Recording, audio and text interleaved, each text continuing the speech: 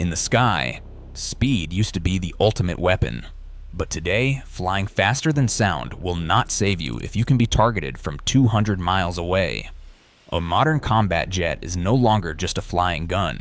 It is an apex predator wrapped in radar-absorbent skin, costing tens of thousands of dollars an hour to operate. How did we get from wooden propellers to flying supercomputers? For over a century, achieving air dominance has forced engineers into a brutal war against physics and economics.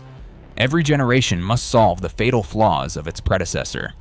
The evolution of the fighter jet is a ladder of 7 distinct levels, where each step up brings devastating lethality, terrifying financial costs, and a fundamental shift in how wars are fought. Level 1 is the propeller-driven fighter. Think of the legendary P-51 Mustang. Costing $50,000 during World War II, these machines were peak mechanical engineering. Massive internal combustion engines pulled lightweight aircraft through the thick lower atmosphere. Combat was intimate and visual. Pilots relied on their own eyesight, steering with mechanical cables and firing machine guns at ranges of a few hundred feet. The physics were simple. Use sheer kinetic energy to tear apart enemy wings. But piston engines hit an unbreakable physical wall.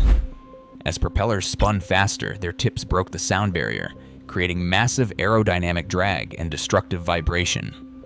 To go faster, aviation had to abandon the propeller entirely. Level 2 introduces the early jet age. Over Korea, aircraft like the American F-86 Sabre and Soviet MiG-15 changed the math of aerial combat forever. Instead of pushing air with blades, these early jets used centrifugal compressors. They sucked in massive amounts of oxygen, mixed it with fuel, and ignited it for pure thrust. With swept-back wings to delay drag, they pushed the boundaries of the speed of sound. At $300,000 per unit, they were 6 times more expensive than their predecessors. The tactical reality shifted drastically. Closing speeds between fighters were now so fast that human reflexes could barely keep up. A pilot firing machine guns at 600 miles per hour had fractions of a second to land a critical hit. The fatal weakness of Level 2 was accuracy. Speed was useless if you missed the target. The next level had to replace the human eye with something far more precise. This brings us to Level 3, the supersonic interceptor. Cold War giants like the F-4 Phantom and MiG-21 were brute force machines designed with one strategic goal: launch quickly and intercept nuclear bombers before they reached their targets. They broke Mach 2. At these extreme speeds, air resistance becomes a solid wall of atmospheric pressure and heat. To overcome this friction, engineers built massive jet engines with afterburners, dumping raw fuel into the hot exhaust for a roaring burst of thrust. But this power came with a terrible economic cost, burning thousands of gallons of fuel in minutes. Level 3 introduced the guided missile. Combat became a calculated game of geometry. However, early missiles were notoriously unreliable. When missiles missed, these heavy interceptors were highly vulnerable in close range, turning combat. Speed and guided missiles were not enough. A fighter jet still needed to turn. Level 4 is the maneuverable multi-role fighter. The F-16 Fighting Falcon and Su-27 Flanker dominate this tier. Here, we see the tactical impact of the thrust-to-weight ratio. This mathematical balance between engine power and airframe weight determines a jet's potential. A ratio greater than 1 means the jet can accelerate straight up into the sky like a rocket, fighting gravity with pure thrust.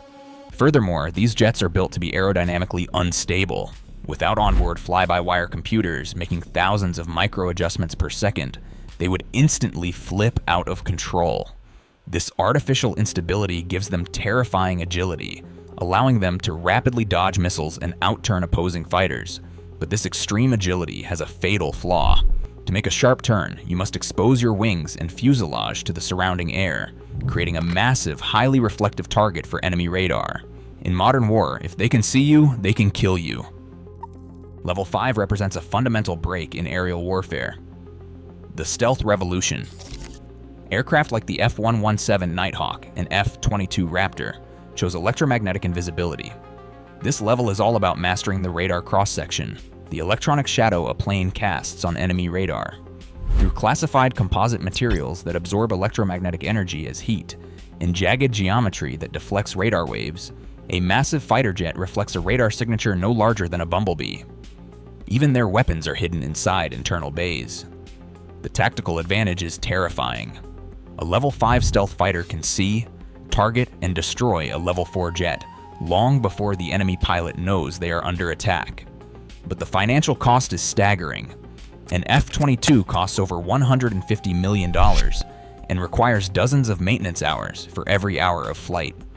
The radar-absorbent coating is fragile and immensely expensive to upkeep. Furthermore, stealth is not an invincible magic shield. As ground-based low-frequency radars evolve, hiding alone cannot guarantee survival. Level 6 is the networked flying computer. The F-35 Lightning II defines this tier. While it possesses stealth, its devastating power lies in processing and distributing data. It operates with the nervous system of a supercomputer. A jet costs $100 million, but maintaining a fleet costs trillions.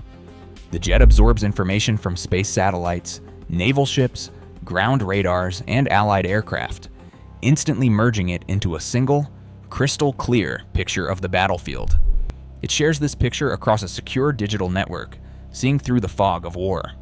A level 6 jet can quietly fly behind enemy lines, identify multiple threats, and seamlessly guide a missile fired by a friendly destroyer hundreds of miles away.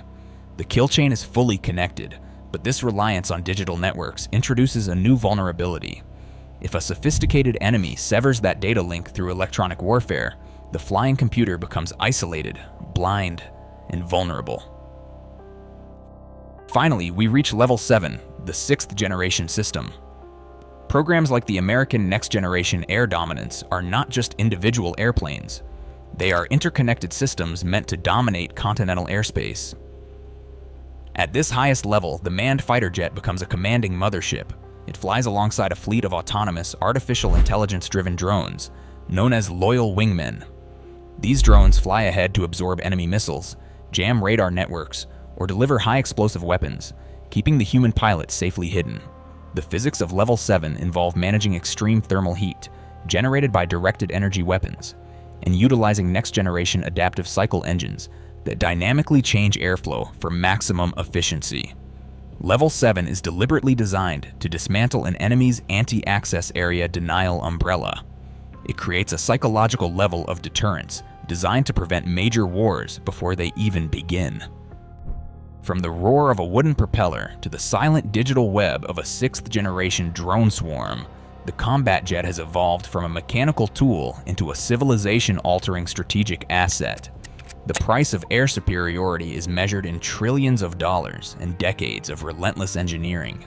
In the sky, second place means losing everything. As long as nations look to the sky for control, the engineering war will continue pushing the extreme boundaries of physics, economics, and human endurance.